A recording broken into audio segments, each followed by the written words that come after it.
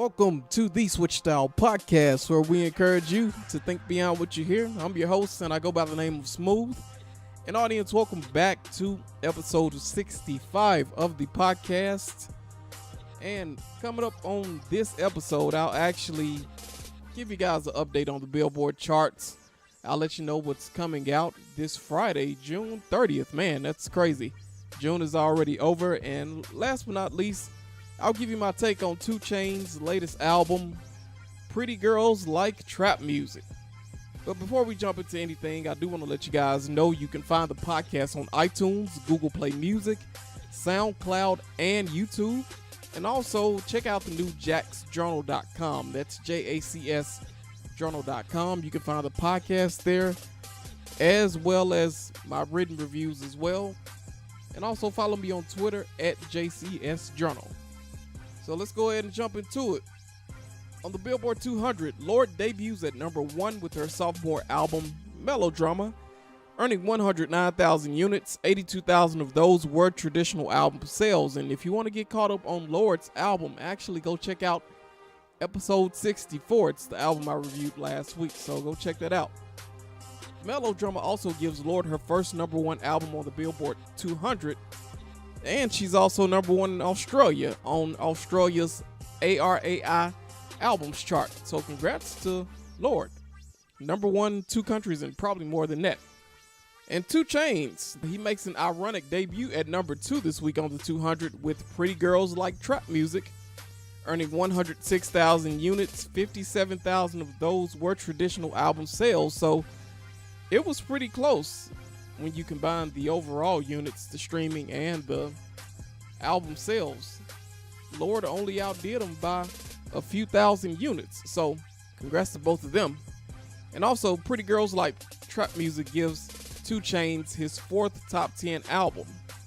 And country crooner Jason Isbell drops in at number 4 with the Nashville Sound, earning 54,000 units. 51,000 of those were traditional album sales. Nickelback, the pop rockers, they start at number 5 with Feed the Machine, earning 47,000 units. 43,000 of those were traditional album sales. And Young Thug, he continues to be very prolific. Not sure how good it all is, but he bows at number 8 with Beautiful Thugger Girls, earning 37,000 units. 28,000 of those were traditional album sales. And last but not least, alternative band Fleet Foxes land at number 9 with Crack Up, earning 34,000 units. 32,000 of those were traditional album sales. So that wraps up the 200, the top 10 at least. And we'll go ahead and move to the Hot 100. So, just like this week, for the last 6 weeks, Despacito continues to rule the Hot 100. And the Luis Fonsi, Daddy Yankee, and Justin Bieber track, it racked up 66.6 million streams in the US alone. So Despacito is hugely popular. So go check out Despacito if you haven't heard it. Again, by Luis Fonsi, Daddy Yankee, and Justin Bieber.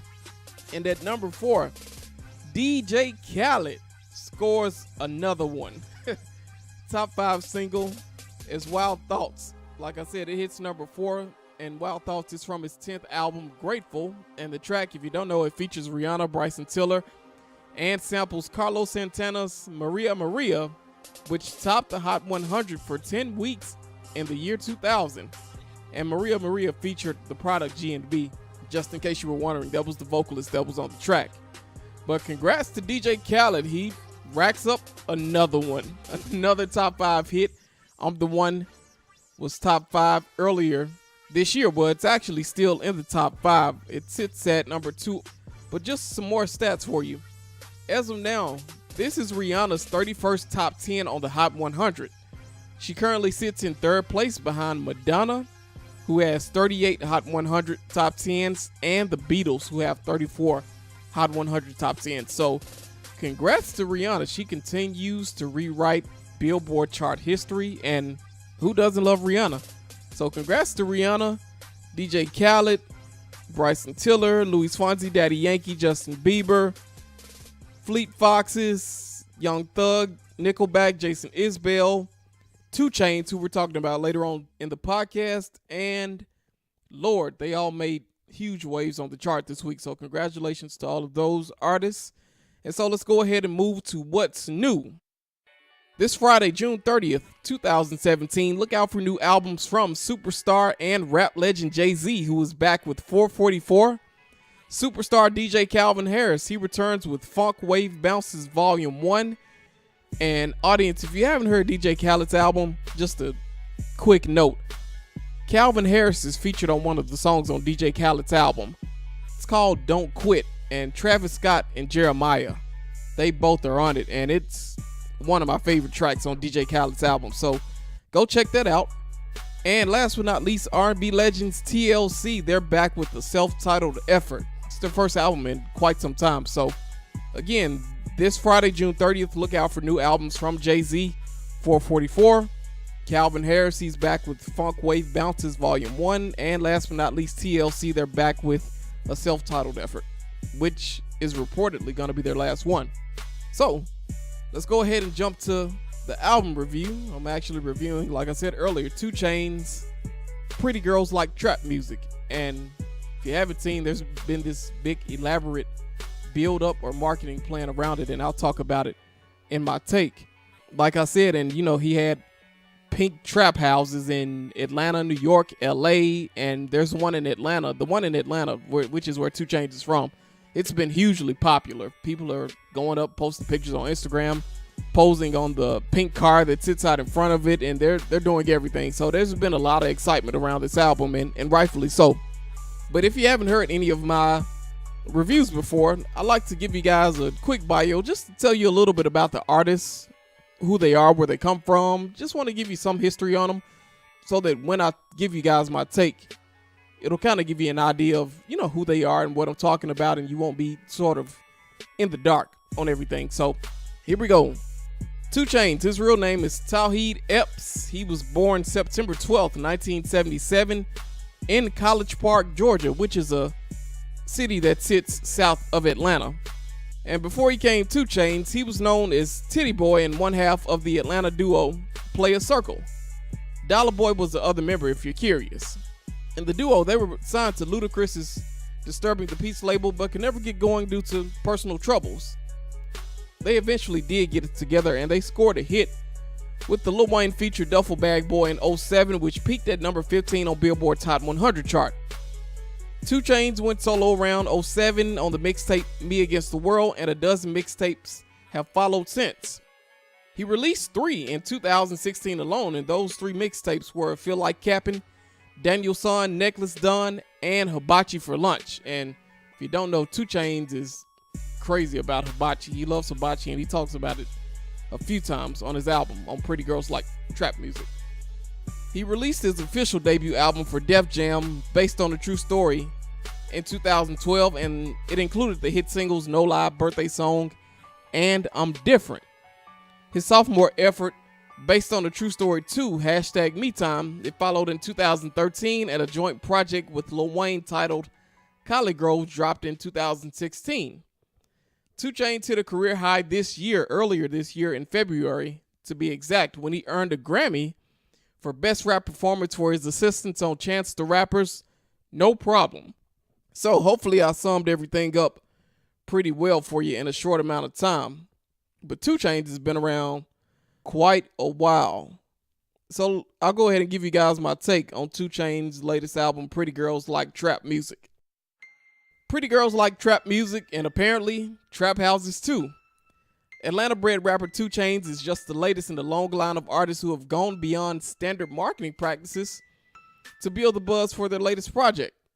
If you're ever in Atlanta, take a trip to 1530 Howell Mill Road, where you'll find a once barely noticeable house that has been converted into a building that's now fully disguised as a pink trap house with a black trim.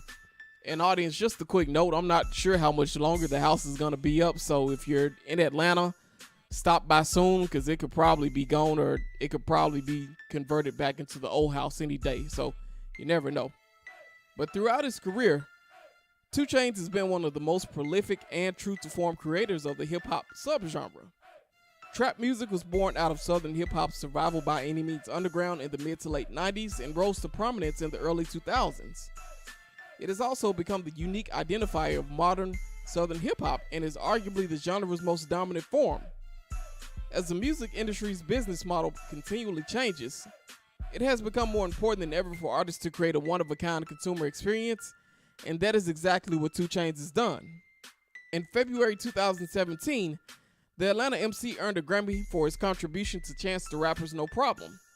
If you ask 2 Chainz, the award was long overdue, but it followed a fruitful 2016 that produced 3 mixtapes and a joint album with Lil Wayne.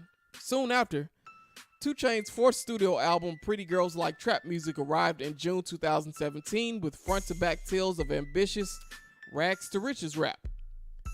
The opener, Saturday Night, is backed by an eerie electric guitar riff and dragging piano chords while he double salutes anybody that made it out of the trap.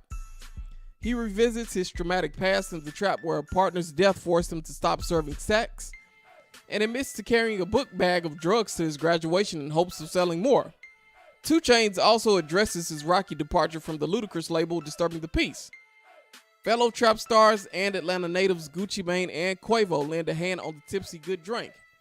It is essentially a welcome home celebration for Gucci and a passing of the torch to Quavo and Migos, who show up later in the set. Houston rapper Travis Scott assists on 4 a.m. while 2 Chainz details his late night dealings and raves about his personal and working relationship with Lil Wayne. Super producer Mike Will made it and Sway Lee from Ray Shrimmer. They support on Poor Fool. It is a stirring tribute to his mother, who always advised him to make some paper, then you make your own rules. Poor Fool is rich with vivid imagery of selling drugs out of Section 8 housing, single-parent homes, and 2 Chainz' love of hibachi rice from Benihana. Its vibe is a rare mix of southern blues with reggae undertones. He recruits a crooning R&B trio, Ty Dolla $ign, Trey Songz, and Jhené Aiko, to assist in his pursuit of women of any demographic.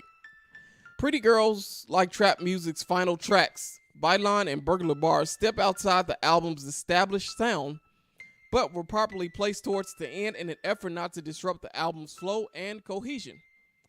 Superstar artist-producer Pharrell Williams adds his magic to Bylon, but it doesn't measure up to the duo's previous collaboration, Feds Watching. Minister Louis Farrakhan speaks highly of 2 Chainz on Burglar Bars, saying that he felt like he was in the presence of royalty when he met the 6'5" luxurious rapper. Burglar Bars also gets a lift from Grammy-winning R&B star and Atlanta native Monica. It's another of 2 Chainz' many upscale lap of luxury raps, but it sounds amazing over a sample of Barbara Jean English's You're Gonna Need Somebody to Love You.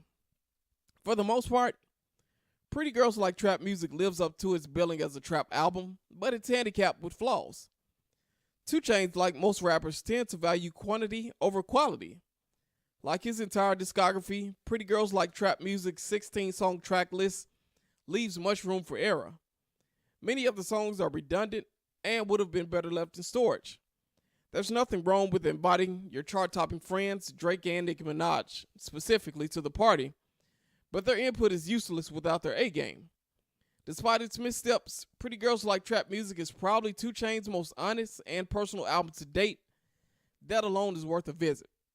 So there you go, audience. That's actually my take on 2 Chainz' latest album, Pretty Girls Like Trap Music. And honestly, I'm not the biggest fan of the album, but I think it is probably 2 Chainz' best album. I love how descriptive he is. He gives you a lot of details that you don't get from a lot of artists. And, he's very open with his story, and he willingly provides a lot of information, like I said, that you couldn't get from anywhere else outside of him. But I wasn't a big fan of the production. I thought the production could have been better. He had a lot of features. I mean, he had Drake, Nicki Minaj, Pharrell, Quavo, Gucci Mane, Migos, Travis Scott. There were a lot of features, and a lot of times my only problem with features is that they really never live up to expectations. And it's done so much in hip-hop that it's not special anymore. Collaborations are just another thing. They've become the norm, really. It's almost to be expected these days, and the album was also long as well. I thought he probably could have left a few of the tracks off, which would have made for a tighter set list. But overall, I think you should check it out. I think it's definitely worth checking out, especially if you like 2 Chainz. I think, it's solid trap music. I don't think it's the best. but I think it's probably 2 Chainz's best album. So check it out. But audience, before I go, thanks again for listening. I really appreciate it. You can go follow me on iTunes, or you can follow the podcast on iTunes, Google Play Music, SoundCloud, and YouTube. And also, you can find the podcast and my written reviews on jacksjournal.com. That's JACSjournal.com. And also follow me on Twitter at jacksjournal, JACS Journal. But thanks again. I appreciate you guys' time. And I'll see you guys next week. Peace.